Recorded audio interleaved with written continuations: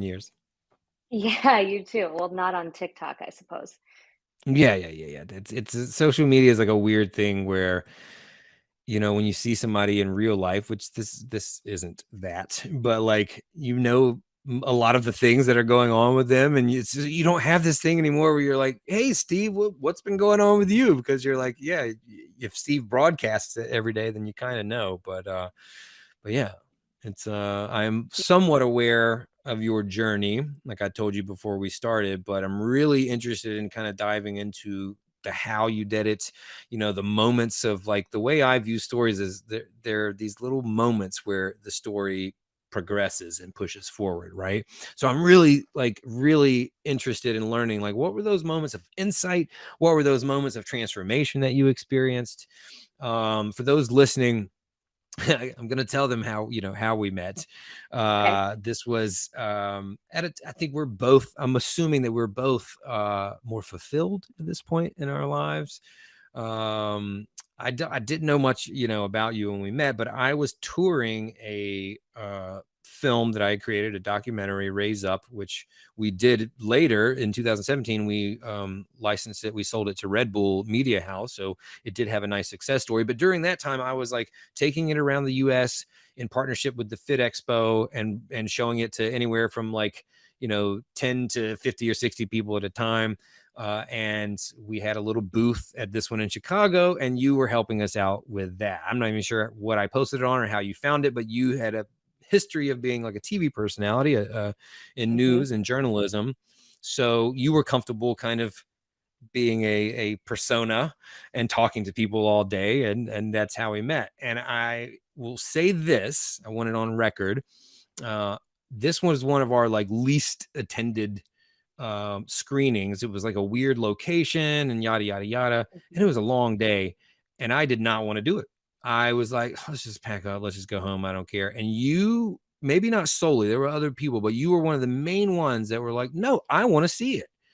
And that just meant so much to me then. And we played it for like 8 or 10 people, but I had the same response that I had when I played it to many people, which is that it impacted them. Like, it worked. It did what it was supposed to do. And I just wanted to thank you for that. You might not even remember that, but it meant a lot to me because I did it because you were like, no, I've been here all day. Damn it. I want to see the movie. Rain, I have to tell you, I don't have a great memory, but I remember that day from start to finish. I What? do. One, because it was so much fun, and two, and we'll get into the story in a second. Two, it was, so interesting for me to learn about, like, the calisthenics. I was someone who was very new to, like, the gym scene, and seeing what Right. people could do with their bodies, that live Crazy. performance we had in front of us, like that whole jungle gym setup, plus the documentary that you put together, it really wowed me. And I've told people about that experience throughout the years since because it was just so cool. And it's also interesting because I'm at a point in my fitness journey where I'm not going to the gym and doing all these fancy things anymore and relying on, like, body weight exercises. And that's something that I learned from you almost a decade ago. So it's interesting Look at how that. that all comes full circle. But I want to say something Absolutely. funny. We work together because I found your post on Craigslist. I tell people all the time there are great job opportunities on Craigslist. You just kind of have to, like, sift through and You have to suss them filter out. through. Yeah, Yeah, I've got. but so the reason, and I'm not sure, I'm pretty sure I did not tell you this then. I've shared this story on my socials many times since. But the reason I was looking on Craigslist for opportunities is because I had just gotten fired from a TV job. Oh, snap. And I was young, freaked out. The TV world, any sort of, like, media bubble is really like a bubble. Once you're in it, Yeah. great. But if you get pushed out, like, it's really hard to get back in. And so, Mhm. really, a year and a half into my career, I messed up pretty bad. And I would love to share with you what I did because now I'm happy I did it. But at the Mm. time, I was like, oh my God, my career is over. So I was looking for just any extra opportunities while I figured out how to put the pieces of my life back together. And in a nutshell, what ended up getting me fired is I was sticking up for my best friend. We were both being harassed by someone on the off hours. And I had a couple drinks and I threw a piece of pizza at this guy.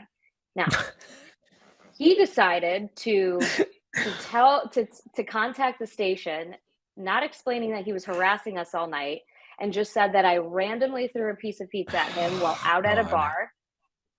And the station didn't want the heat because it was in a small town in Iowa, and so they let me go. And it was huge news, like in the media world. Like the TV news industry is so small, everybody found out about it, and that's why I was afraid I wouldn't get another TV job. But would I stand up for my friend again? 100%. And I Yeah. ended up getting another TV job and stayed in that circuit until I met you in 2016. When did I leave the news business? 2018. So I stayed in the business till 2018. Whew. That's a lot. That's a lot to unpack. We could talk about that for a while. No, of course you would do it again. This pisses me off so bad to think about, like, the whole thing. Like, he just said that you randomly threw a piece. Sorry to laugh, Like but the they would, pizza. yeah, no, it's funny. We called it Pizzagate, and again, at the time, I was so young and so freaked out, so I really was being careful with, who I shared that with, and like, I don't even remember what I told you. Probably just some lie about, oh yeah, I'm like in between news jobs, but really, I Oh, I I don't had even. just gotten fired. Yeah, no, I don't even think you had to explain anything. But I didn't know you got fired. But this is a random coincidence. I'm looking currently. I'm in my home office at a balloon that Maya, my wife, who you met back then, who was just my girlfriend then, got for our son, who's like a year and a half, and it's a pizza balloon, and it says, "You've got a piece of my heart." Aw, I just thought that was apropos. that's awesome. So random. It is awesome. He loves pizza. Okay, I digress. That is hilarious. And yes, you should have stood up for your friend. I'm sorry that that happened, but I already see like the full circle story where this is going. I'm Mhm. also like, I have to ask this question before we move on to the way you described kind of watching all that was going on in the calisthenics competition at the Fit Expo. Like, it seems like, and was this innate or inherent with you, or was this learned through journalism? Like, I could see your journalistic eye or approach. Like, there was a new culture and a new thing that you didn't know anything about, and you Mhm. immediately like were like so into it. And I'm sure that skill or that approach was helpful in journalism. Is that a part of you, or is that a part of you and led you to journalism, or is that a skill that you cultivated in that world? I think that's kind of where I sharpened it. I've always Fair. been a curious person, Mhm. and especially when it's in a realm that interests me in general. The Fit Expo is something I think at the time I would have attended anyway.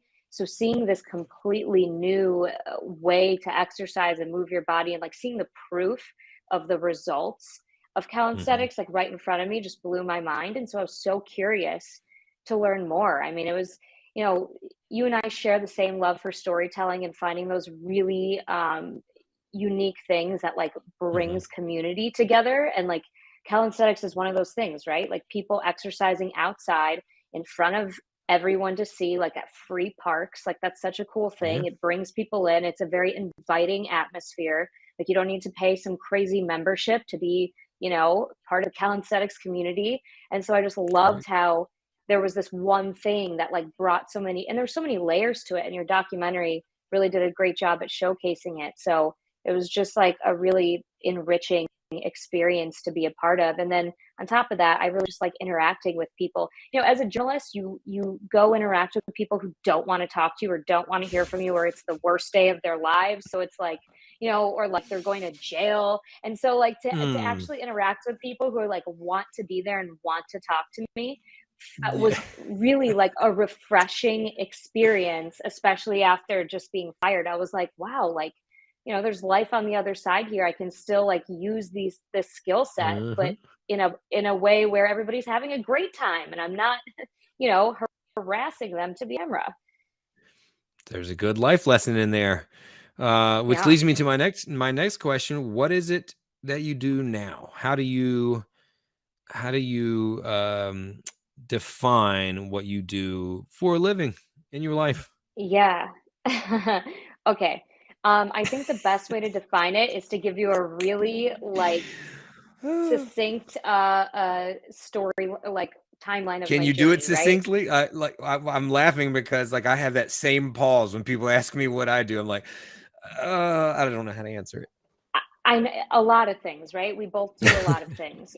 Yeah. That's the best way I can describe it. So, after I got out of journalism, I did a brief stint in corporate marketing, hated it, but liked the work-life balance more, didn't like the fact that, I was being forced into a box of a marketing position, right? Do these things and nothing else, and I couldn't Right. really find roles that would be malleable to, like, my different skill sets. And so I decided in December of 2021, after failing to find a new marketing job, like going through multiple rounds of interviews, not getting responses, I was so angry. I literally said, F it. I drove to Target like Cruella DeVille, like shaking, and I went and bought a journal and I wrote out a game plan. And I said, here's what's going to happen.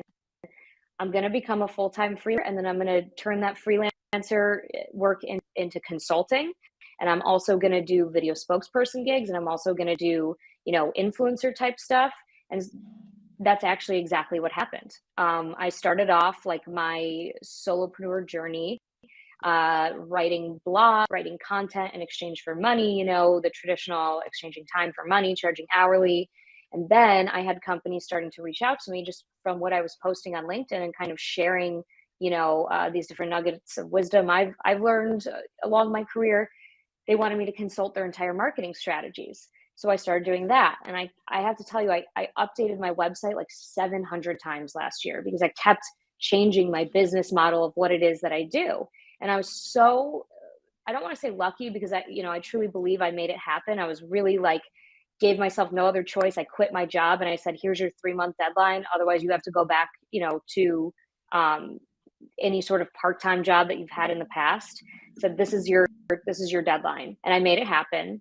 And so all of that to say, what I offer now is consulting services on marketing strategies and branding. So I do a lot of branding with brands, mostly B2B.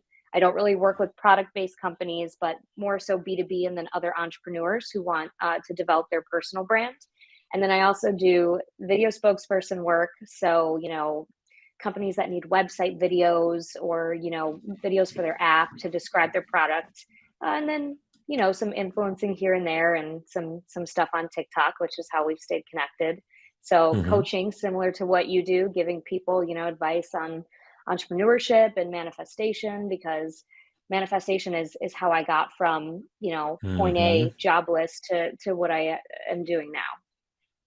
Yeah, I just wrote that down because I know that's a big part of what you do and what you talk about, and I'm really interested in that as well. Before we do, I want to pause a little bit on kind of what you hit on. This has been something that's been top of mind for me a lot lately because another person, someone I actually met on TikTok who's been on the show a few episodes back, maybe episode 122 or somewhere around there. His name is Jake McNeil. And his back, actually, if you don't know him, you would love this dude and his content. And maybe the music that he's worked in the music industry with like DJs in Europe for like 20 or Mhm. 30 years. And it helped him understand, well, one, how to create personal brands, but out of people who are what he now knows to be called multi-potentialites, right?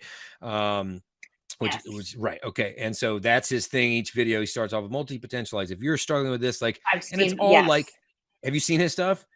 I have it. It It's wonderful. He's incredible, right? And I love him. I was like, you got to be on the show. And so, because I, like many people in his long list of comments, are like, I feel attacked. Like I was one of those, right? Yeah. Which is good because we all need help finding our path forward. And it's funny because this is like such a classic, case where like I help people do that through their story, right? I call it finding your unique intersections, but it's hard to do it yourself, right? It's a little easier Mhm. when you're removed and you could objectively help someone else. 100%. Right, right. So it seems to me, and the reason I kind of went to that question is because I know that you're involved and you have all these different creative pursuits. Whereas historically, that might have seemed like you got to be a specialist, you got to stick to this one lane. You're a journalist, don't step out of that. But Right. I love how, and we'll get to this too, how you kind of pulled in your love of music. You pulled in, your love of your skill that you cultivated of presenting in a time where user generated content and brand deals are extremely popular. But talk to me a little bit about your journey in figuring out how to tie all those different creative interests, those unique intersections, as I call them, which are, it's like a three-part Venn diagram of your skills, passions, and your experiences. How, and it's not easy. It's not like you just wake up one day and you figured it out. Like your journey in figuring out how to tie all them together in a cohesive way that has helped clearly kind of like carve out your personal brand. Does that question make Yeah. sense? Yeah, Cool. it's such a great question because I talk about this all the time with my clients who, are multi-passionate. It's what's the through line? What is the through line Yes. between all of your different ventures? Like if you, have these random like parts of you, right? Not just in business, but in your personal life that you want to tie together because let's say you like kite surfing and you draw lessons from Hmm. kite surfing to apply to your, whatever it is, Bitcoin. Like, how do you do that? So great question about myself. I wish I had a more defined answer because I think I know what I can tell you for sure is what I realized throughout this journey is there's things that come really easily and really naturally. And I've been following what those things are. So presenting on camera is one. And you mentioned music, right? So I've done freelance like journalism here and there. I recently with Insomniac Radio for EDC, which is a major festival, right? I love music and presenting on camera and interviewing people comes easy. It's something I can do in my sleep at this point. What doesn't come easy? Social media management. I hate doing paid advertising. I hate Mm. scheduling. I hate I hate it all. Okay. So what are the skills that I'm really good at, right? Not niches, but skills. And how do I just follow those and chase those and get better at those and then bring in help on the rest? And so as I've developed my client base, I have been very honest and very happy with myself that I had the intuition to do this from the beginning, where I said, hey, I know you need this, but this is something that I just don't have the capacity to do. Like I have the power to say no now, right? Like back then when I was working for another company, I had to do what was in the job description. So Mhm. it's I say, I can't do this for you, but I know somebody who can, and I bring on a partner on a lot of my accounts. Now, if they don't want to pay two people, that's fine. Like we're not meant to work together. But I am not doing anything that doesn't come. I'm not saying easy in the way of, oh, this is so easy. Like Right. that's not what I mean. Like I'm still doing hard things, right? But I'm doing something that like I'm really passionate about, and so that's how I'm Right. finding the through line. This the stuff that makes me excited to get up in the morning, that makes me shine, that I know that I can keep creating iterations of content in whatever it is and like enjoy the process.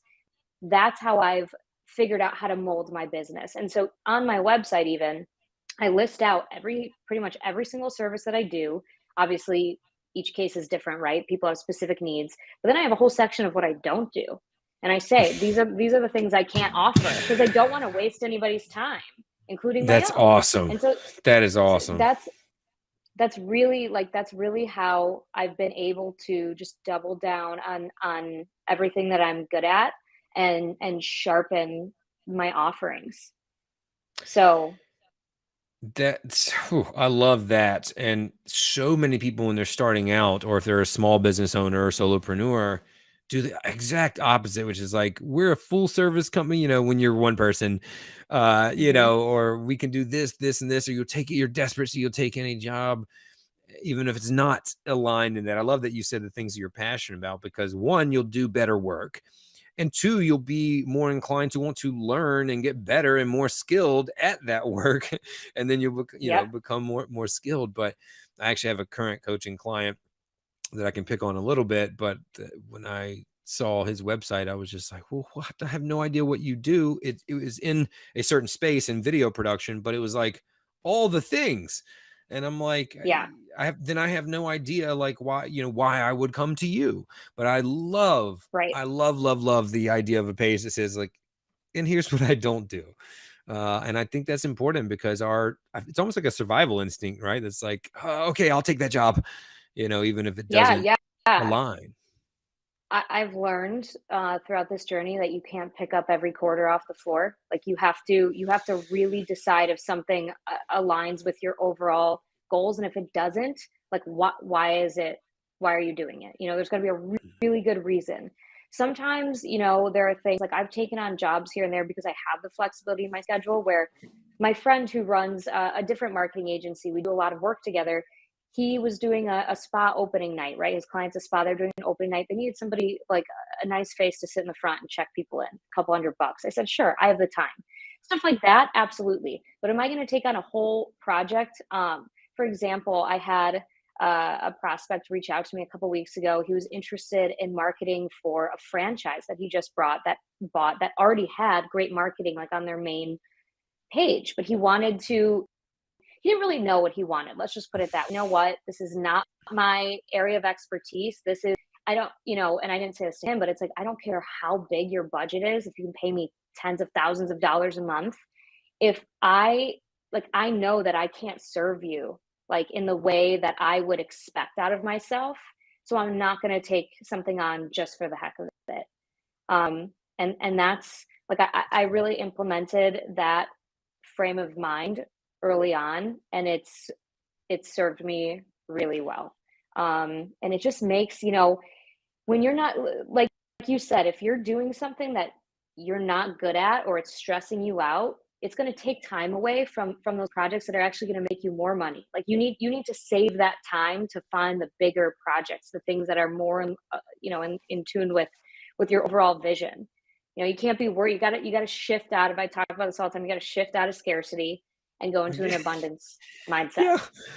I'm literally like the next words out of my mouth were going to be about scarcity and abundance. We're in sync already. I love this. Sorry, I got very excited. Let's go there because I love the line that you said about you can't pick up every quarter off the floor.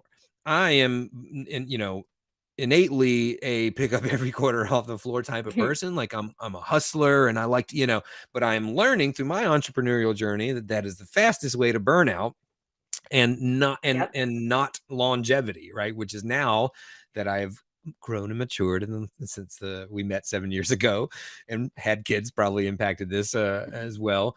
My outlook on life, my perspective on life, my approach to life is completely different now. My goals in life, but it's still hard to fight back that urge. Now, the person that it made me think about is someone at the beginning. It's where a lot of us are in scarcity mode if we're either in the beginning of our career or we're not where we want to be, because every quarter on the floor counts, right? So I want to be Yeah. conscious of those people, but that's not to say like, I feel like I might know how you feel about this, but I want to hear it in your words, because it's like people that say like, I don't make enough to invest.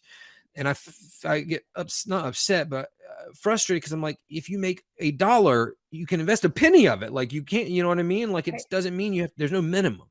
So what is the payoff? If I'm that person, it's like, I'm going to pick up every quarter off the floor. Sell me on why I should resist that natural urge when I got to put food on the table. What is the payoff in making those sometimes hard to make decisions of like, this isn't aligned with who I want to be and what I want to do in the big picture when you're kind of stuck in this small picture?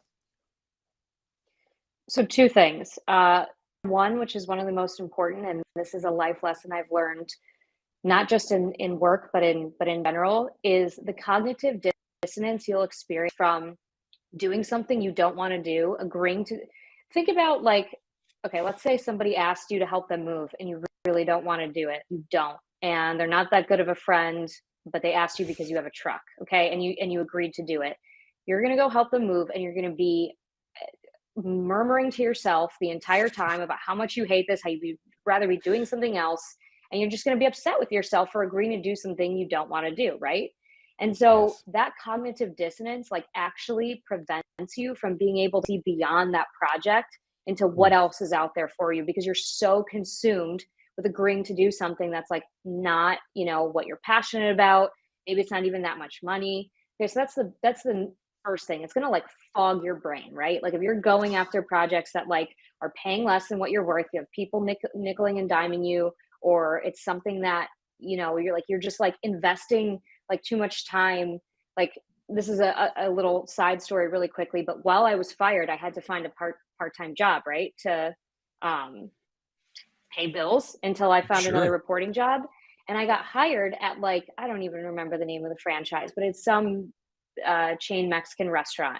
When I found out I had to learn the ingredients of all 16 of their salsas, I was like, deuces. I'm not, I need to focus on finding a new reporting job, not taking a test on your 16 salsas. And so I went to some other restaurant, that was like, I Easy didn't need to breezy. memorize like this whole No. right. And so it really is about deciding where you want to where your brain like can expend calories. Like where can you afford for your brain to like spend calories? And if it's on a project that you don't want to work on, you're going to expend more calories doing that, right? And you're not going to have enough energy to Yeah. find something that's in line with your overall vision. So that's number 1. And that kind of plays into number 2. When you're so focused on doing something and learning something, let's say it's like a job where like there's a learning curve to it, but it's not one that you actually like want to be on.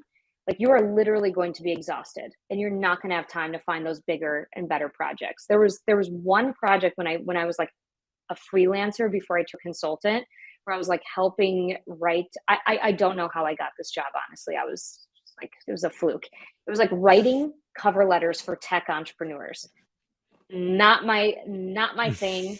I was spending, and I had to turn like 3 cover letters over a day, right? Within 24 hours. It wasn't the whole cover letter, it was like a little piece. It was like for this agency. And I panicked after 2 weeks. I was so stressed. Even though it was only an hour of my day, it was the most stressful hour of my day by a long shot. Yeah. And I was like physically exhausted by the end of it. And so I had to tell them like, hey guys, here's my 30 days notice. Like I can't do this anymore. And it was money, right? The money was pretty decent, but it was preventing me from finding something even better because I Mhm. was spent by the time that hour was over because it was difficult for me. Big time. That's both of those are such valid points. I'll tell you a very quick story. Um, what led me to like before I went to make Raise Up the film, I was in New York and I had been searching for a job in the industry for a long time, not just little production assistant gigs. And I finally got a good one. It was during pilot season at a post production house that did like color correction and things like that for all the big shows and movies in New York. And pilot season, they had to bring on extra help because you'd have all these pilots that were made, and obviously not all of them got picked up. Maybe just a handful. So they needed extra help during that season. Well, so I was there part time, or it was a short term contract. It was full time, but short term contract, and that contract had ran out, and they wanted to keep me there, and it was a decent job, and it was in the industry. I mean, there were celebrities and producers coming in all the time. We were working on these great shows, and um, I thought that I could get this job to pay the bills and then I could work on my creative projects afterwards. I was working the second shift from like 3 p.m. to midnight. It's like when, never. Like I never got to do that. And I had to make the tough decision. I left and ultimately put my stuff in storage. And that was what started the Raise Up journey. I then traveled the world just like couch surfing to make the movie that you saw. But I had that same moment where like I was in a job and it was even kind of aligned with what I wanted to do, but it wasn't what I wanted to do. I didn't want to be a color grader. I want to write my own Hmm. stories, right? So yeah, I mean, and it didn't leave time certainly to be creative after any of that. Yeah. So I had to make that tough decision. And I guess here's what I'll say for those listening that resist that urge. Me making that decision, it got a whole hell of a lot harder. But Hmm. now I am so grateful that I did because it led me to where I am now and what I do now. But it was hard several years to get there. It sounds like you have gone through a similar journey, and thankfully we've both come out of it, kind of more aligned with what we want to do. You seem very ambitious like I am, so there's probably plenty more you want to do. But Yeah. where we want to be and what lights our hearts on fire. You had said something I want to go back to. Um, is it Insomniac that you were working for? Is that Yeah. the name of the Yeah. publication? Okay. Yeah. Yeah. Um, Mhm. so I saw a video that you had done about that, about when you kind of reached out to them and kind of pitched them your idea, which was they didn't come to you. Is that right? That's correct. And this is like a little micro example of the multi-potentialite thing, right? You're kind of like seeing this unique combination of all your skills and what you love, and also why they would benefit from it.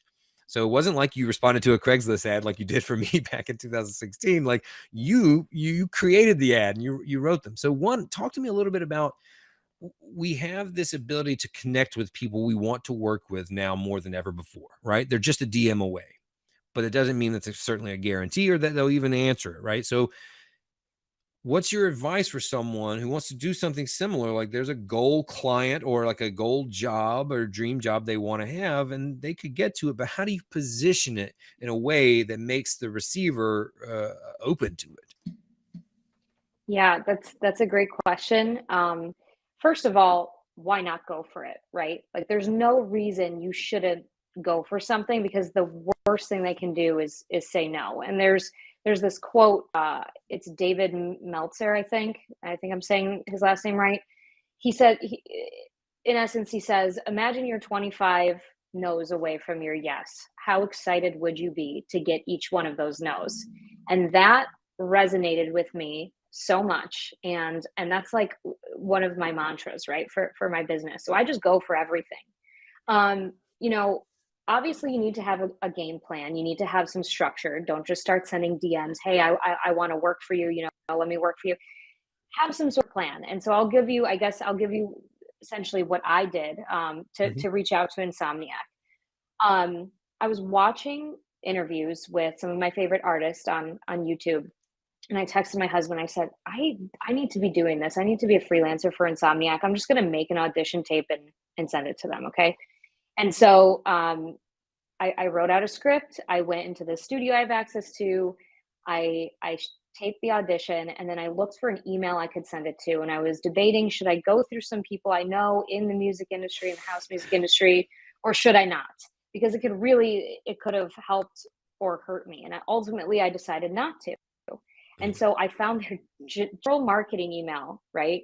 And what I put in the subject line was open to this question mark. Okay. So I figured maybe that would entice them to read it. Um, and I just said, hey, house music lover fan and former TV journalist. Here's, I think I said something like, here's why I should work for you in less than a minute or something like that. And my script was basically, really briefly covering, who I am, what I've done. I've done some interviews here locally. And shockingly, they got back to me within like a couple hours. And they were like, oh, yeah, we need somebody for this upcoming festival. So we're going to be in touch really soon. And the team is incredible. Like, I have just nothing but nice things to say about that team. They were so, and I've dealt with a lot of different like music type organizations, and it's a really crazy industry. And so not everybody's super responsive. Things are kind of always last minute, but this team, I want to shout them out. It's Noise House. So they're like a contractor of Insomniac. They're like incredible people. That's Um, awesome. and so, yeah, so I had a game plan. I had the skill set in the background. I'm not going to like apply to interview artists at a country music festival, right? Because I don't listen to country. So, finding that intersection, kind of what you talk about, like what you're passionate about, what your skill set is. If you have like this unique differentiator where those two things intersect, like you can pitch your own jobs to these companies, but you have to convince them that they need you. And with that comes, learning how to do sales. I actually was very lucky to have somebody that I've worked for when I was still like a freelancer before I transitioned to a consultant. He actually like gave me a sales apprenticeship, which was super cool. And because that's not Mm-hmm. something I learned in school. And so I would say to anybody who wants to do something like that, who wants to create their own opportunity, I can say a lot on like the manifestation side and like the journaling, but like on the actual application, like learn Mm-hmm. some basic sales skills, like good, like actual sales skills, not gimmicks, not what you think is trendy, like actually learn sales. It's the most valuable skill set you can have no matter what type of business you run. If it's like me or you, when we're coaching people, whatever it is, learn sales. Yeah. I think what I love about that is your subject line um, is a storytelling approach. because there in stories there are open loops and closed loops, right? And you open a loop and the audience wants to close it, and so your subject line did Mhm. that. Like, you actually used the word open, but you were saying, like, are you open to this? Well, the first thing that does is create a question in the receiver's mind, which is like, open to what? So you've intrigued Right. them already, because it's not like you said, here's how to make 2022's festival the best ever, or um I can interview your musician, or something bland like that. You just said, Yeah. hey, are you open to this? And you're not hiding that it's a pitch. Like, Right. hey, I've got an idea you might be interested in. I won't take much time. You're being respectful. Here's what it is. And if you align it the right way, it either Exactly. works, or like you said, or it doesn't. And that's one of your 25 no's, and you move on to the next one. But I Right. just had to shout out that even in the subject line, you piqued their interest by opening that loop. And that's such an integral part of the storytelling approach. And all great salespeople are great storytellers. I mean, for sure. Yeah, It's that's it's facts, and make it easy for them to, like, go on the journey you're taking them on, you know what I mean? Like, don't like, if I sent them a bunch of random clips of me doing my thing, like, that's just, like, lazy on my part, right? Like, make it as yeah, easy for them to understand what it is you're trying to sell, because they will appreciate that, and like you said, like, you don't have to hide that it's a sales pitch. You shouldn't hide that it's a sales pitch. Just be straightforward, and, yeah. I'm trying to work with you'll you. be Here's surprised. Yeah. yeah, You'll that's really be surprised. that what you just said about how to deliver it to them is straight from the world of journalism. Like, you just give it to them in a nice narrative and a package that they can receive and understand what it is. And people miss that all the time. Yep, facts. So we reconnected in life on TikTok. I don't know. I think I might have just randomly seen one of your videos. I was like, I know that girl. Um, It's but I'm funny how always that interested. works. I know, right? I'm always interested in people's journey on this platform, like Jake, who's been on the show, the multi-potentialite guy, Mhm. because I think there's a lot of power in that platform. Um, so I'm curious a little bit about your journey there. Starting with what made you initially start an account, and then I want to learn a little bit more about the power of sharing your own story with people has done for you. Yeah. So, I opened the account, I think, like almost every other millennial, which was during COVID, after, like, presenting a lot For of sure. resistance, right? And mostly I was just Sounds messing familiar. around on there. Yeah, a couple of my videos went viral, like, just jokes I was putting out there, right? One that we had talked about earlier with my husband, like, just being a goofball, and then, like, I had the minister during Oh our yeah. wedding, like, went off script and sang, and it was like a whole thing. It got on the Today Show. It was crazy. Like, that was crazy, and I got so many followers just from that, and I wasn't doing anything with it, right? And then I was like, why am I not doing anything with this? And I should really take the time to learn this platform.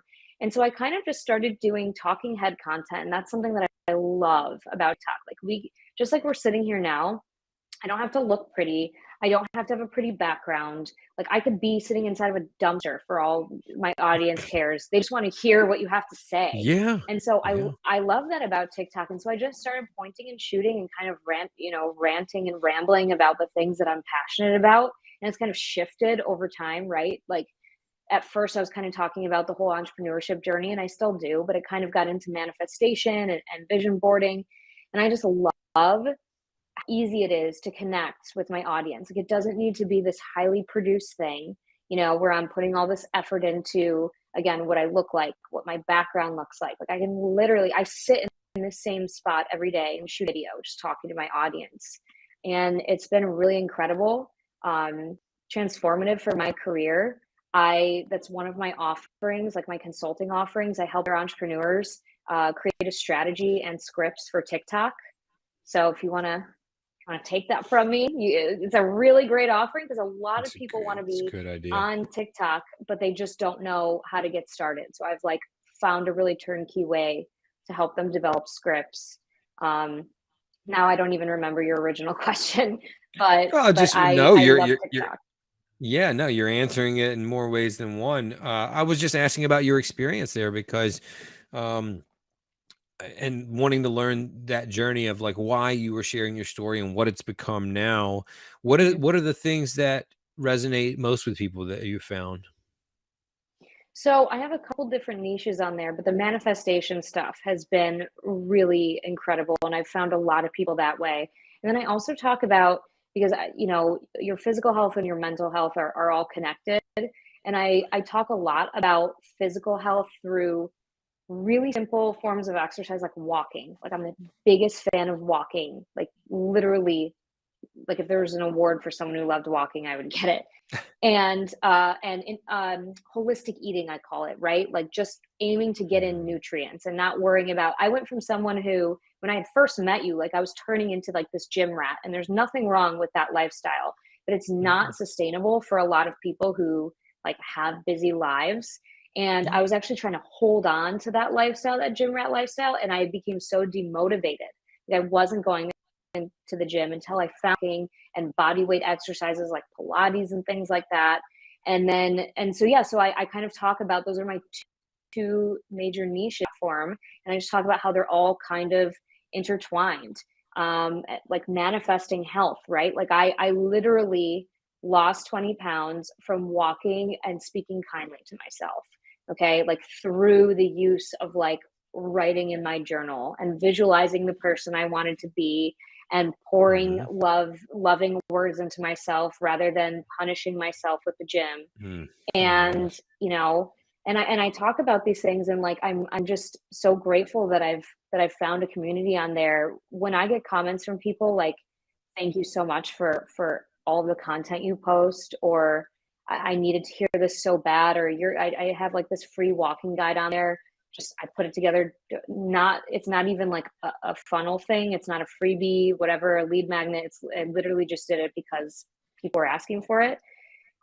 People say your guide helped me so much. Like it's literally just a playlist and like ways to amplify your walk with like engaging your core. Like that to me is like, I don't know, it's energy. It gives me, That's awesome. my love language is words of affirmation. So to hear that from my TikTok audience is everything to me.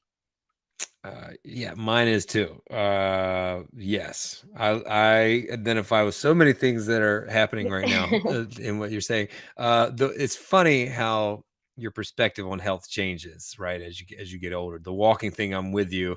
And in fact, one of the you may have run across like the knees over toes training that's gotten really popular lately. Mhm. Knees over toes guy, the walking backwards, among many other things. I implemented a lot of that because, well, I'm getting older. I'm still an athlete. I play in a competitive soccer league every week, and it beats my body up, and knees and joints are hurting. So this sort of like sustainable, to use the word you use, type of exercise, walking backwards, just simple things. Again, we're talking about Yeah. longevity here, right? Yep. Um, are so important to me. And my God, I'm like a neuroscience nerd, and it overlaps to storytelling. And the things that I've learned about what walking does for the brain is just incredible. We could have a whole nother conversation just about that, but definitely a plus one to the walking. Yeah. And I think for many years, the athlete or gym rat versions of ourselves would think like walking was not enough to do it, but it's like Yeah. consistently walking is so impactful. Oh my gosh. Before we go though, I want to spend time. This is where I was wanting to drive the conversation anyway, on the manifestation. Yeah. Hmm. Um, I am from rural North Carolina. And so, a lot of traditional values. Actually, I don't even like that word, but like, I grew up probably thinking something like manifestation was to like woo woo, hippied out, whatever. Yep. I have grown since then. I'll have you know, Olivia. Um, but I want you to educate me on it. I am somewhat familiar, but to me, what I hear when I hear manifestation now is the story that we tell ourselves. One, and I do a lot of work in that space. One, is that accurate? Is that fair to say? And two, let's get into it. Like, what exactly is it? Like, why is it so important? I have my thoughts, but I'm so curious to hear more about your journey. I love that, the story that we tell ourselves, because that is exactly right. Um, Manifestation, and I was just like you, by the way. If I didn't see it, I didn't believe it. And my husband was the first person, like we first met. This is funny because I have this here, and I know not everybody might be able to see this, but he taught me about manifestation like back in the day. I didn't believe him. I can't believe I have this at my desk. He drew a picture of the woman he wanted to be with, right? And it was a picture, and it might be, hold on, which way am I going? It might be hard to see, but it's a woman and a man like walking down like a dock. Okay. We Yeah, found this the other day. I used it for a video. That's why it's here. that's why I Wasn't say. like expertly planted. Um, and I thought it was a really cute thing, but I was kind of like, oh, it is woo woo. Like I was the same way. Yeah, And when I had quit my job and had no prospects and nothing to lose, but to try to work for myself, that is when I decided to give it a shot. And what manifestation is really committing to believing in the unseen. If you don't believe in the unseen, if you only believe what's right in front of your face, how are you ever going to achieve new things? Like you're just going to stay mm. stuck. You're going to tread water. And manifesting is a lot of things. I what I your face. I just What had I a come light from bulb moment. Yeah, sorry. the first time I heard believing in the unseen too, I was like, wow, yeah. It literally was like a weight Well, dropped it's on my head. because like you haven't seen what you want to do yet. And so Right. if you don't believe in it, then I mean, that just hit me so It's hard. exactly. It's really powerful. And so the thing about manifesting, what I think turns a lot of people off is they think they need to follow like this specific ritual, right? Like they need to do this and they need to light this candle, and then it gets too woo-woo for them. They're like, I don't want to do this.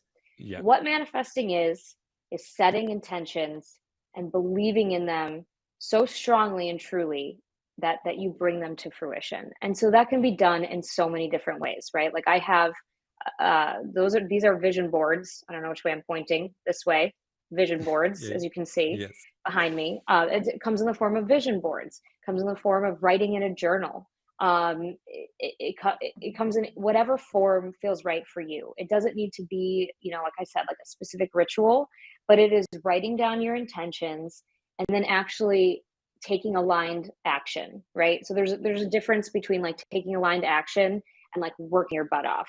And what aligned action Yeah. is let's say that your goal is, like for me, it was becoming, working for myself full time. What are small steps I can take every day to get me to that point? I just posted about this on my page. I manifested a massive Euro trip. I was someone who wasn't well traveled. And I decided to change that. And I used to blame it on the fact that, oh, my job doesn't pay well and I don't have vacation time. And those are very real problems in the United States, no doubt. But I was, using that as an excuse. Um, there's always ways you can make something happen. And so for me, manifesting like this trip was taking small steps just outside of my comfort zone to like get me to that manifestation, right? So I booked a little bit nicer of a hotel that I could still afford, right? Like I'm not going bankrupt, but a little bit nicer than what I would normally book. I wanted my trip to be that much more special. And then, spending an extra hour or 2 hours a week doing a little bit more like research into potential clients, like all of these little things you can be doing to take aligned action with those manifestations. It's not just, okay, I want this to happen. I'm going to will it to happen by just sitting here and thinking about it. It's both. It's literally visualizing and thinking about your goals, keeping them top of mind every day, but then taking those steps to reach them. So it's Yeah. like I always say it's a magic and a science combined. The whole the what is it, like the tagline I guess of the show is breaking down the art and science of storytelling. Yeah. Everything I'm realizing now, it's not one, it's both. Like it's not one or the Yep. other, right? Art is science, right? But we Yep. often think that it's not. It is the heart and the head.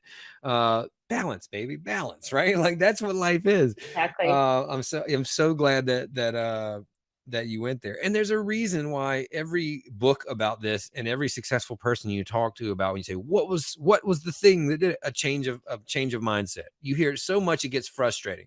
And for those It people is. that It's are not annoying. right, they're not where they want to be. They're like, what the hell does that mean? What do you mean? Just change Hmm. your mindset and then it's going to magically work out. It's like, well, there's some magic and then there's some aligned action. I love the aligned action, not working your butt off, right? Because picking up every quarter off the floor, I'm going to keep coming back to that, by the way, is working hard, is working your butt off, right? That is not aligned action that's going to get you to where you want to go. You're just going to get to maybe the Exactly. next quarter. And there's certainly no guarantees that there's going to be any more. So I love that as well. I will bring in a little bit of the science that I know that will play to the magic that you're talking to us about. So, and forgive me if you've heard of this, but for those listening, in neuroscience, there's a concept called neural coupling. And when you tell a story, if I'm on stage telling a story, a good story, and you're in the audience listening, the areas of your brain will light up. The same areas of your brain will light up as if you are experiencing the events yourself, right? So the storyteller and the story listener, their brains are mirroring each other, right? It's neural coupling, the speaker and the listener. Hmm. And an example of this would be like when you're watching a horror movie and your palms are sweating and you're sitting on the edge of your seat and your heart's beating faster, your cortisol levels are skyrocketing at that point. You know that you're not in there facing that monster that's in the movie, but your brain is processing it as if you are. That's true. Right. So when we're talking about the story we tell ourselves, it is the same thing. It's neuroscience. If I'm thinking and picturing the story of me succeeding or becoming whatever I want to become, the Hmm. feelings and emotions that I would feel by doing that, that's going to alter my brain chemistry in that moment when it's not achieved yet, Yep. right? So now we're talking about, so that's the actual like science that I can see from my world and how it applies to that. And it's not just woo woo mumbo jumbo, like wishing upon a star and the things are going to, just align and fall where they may. There's science behind it, and it's just I'm fascinated with it because I've been learning a lot more in the past few years, and I'm glad to see that it has impacted your life too. But so much starts with that, like I said, the story that we tell ourselves. Yeah, that's such a great point, and I think the fear that what holds people back is they cannot physically imagine themselves in that new situation, right? It's too scary to imagine. There's been a couple moments along my career where I'm like, this whole business is asking me for my like I'm advising an entire multi-million dollar business right now. And I'll literally like, oh my God, like I'll literally like have like a mini like heart attack, right? And then I'm like, no, like I'm doing this. I am this person. It's something that you have to Yeah. consistently work on, Every until day. every day. You have to tell yourself that you are that person.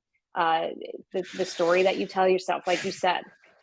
And it becomes real. If you don't tell Oh, yourself man. that, you will be at odds, right? Like if you want to be like a champion bodybuilder, but you keep telling yourself like you're a scrawny twig, like you will remain that. You will never become the other thing. Mm, mm, mm. You Man. can't. Maybe you could, but it would be really, really difficult and not sustainable. So before we go, this has been so awesome. I'm so glad that you agreed to have this conversation. Um, what are you focused on now? What are you've landed in this spot where you've created quite a brand for yourself. You're doing all these things that you love. What's the next thing you're trying to manifest? Is there a next goal in mind? Are you riding this wave? Where are you? Thank you for asking. I appreciate it.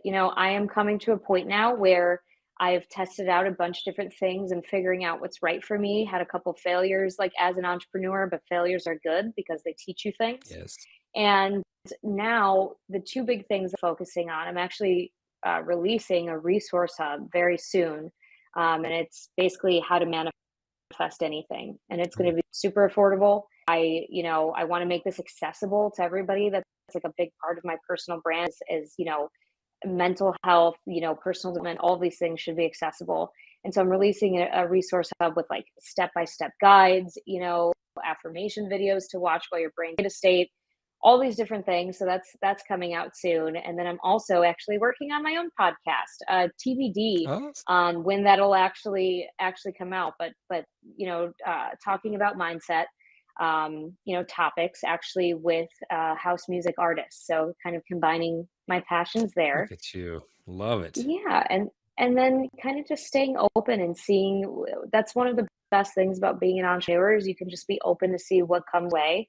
And I put it out in the universe. Like I don't do, the cliche, but like I don't chase, I attract, right? Like I keep putting out to the world what I'm doing. I'll post videos on LinkedIn giving little updates about my business, and people are coming to me. And so just being open to receiving, what's next, like, is such an exciting and wonderful thing. And it gets me up every single morning with a smile on my face. So that's where I'm at. I just did a video like this week or last week that was just a rant. I was, just in the car and I just had this thought wanted to share about these doors of opportunity. And like you always hear like just do it, just take action. For my world, like just make your movie. And it's like, yes, I agree with that. And then it's also like, but that doesn't like, how do I actually do it in step one? And so sometimes that's problematic too. But what I was explaining was is like action doesn't necessarily mean it's going to be successful. But by nature of taking the action, those doors of opportunity that you can never have predicted open themselves up to you. They don't open Hmm. themselves up when you're being passive and just sitting on the couch wishing Right. for the thing, right? Yes. You have to be Yes. out there in the world taking what Olivia calls aligned action. And so that point is a perfect point for us to end on, because being open to those opportunities is such a perfect approach, because they reveal themselves to you when you are taking that aligned action. And I think that just perfectly caps off this conversation that we've had. So action is needed, but aligned action. Stop picking up quarters off the floor. Exactly. I'm glad that resonated. This was Totally. such a great conversation. It's so nice to be able to talk about these, topics with people who are open to it, Yeah. and curious.